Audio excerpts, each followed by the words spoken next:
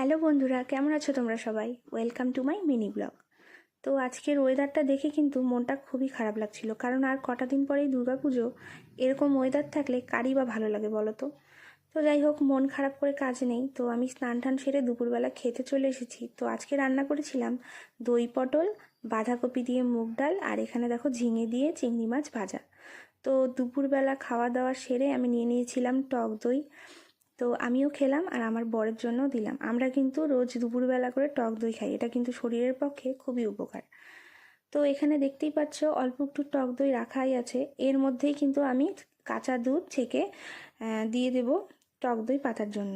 তো এখন যেহেতু একটু ঠান্ডা ঠান্ডা ওয়েদার, তাই কিন্তু আগের থেকে টক দই একটু দিয়ে দিতে হয়। আর যদি গরমের ওয়েদার থাকে তাহলে কিন্তু আগের থেকে টক দই না দিলেও হয়, শুধুমাত্র কাঁচা দুধ কাঁচের গ্লাসে এক রাত রেখে দিলেই টক দই জমে যায়।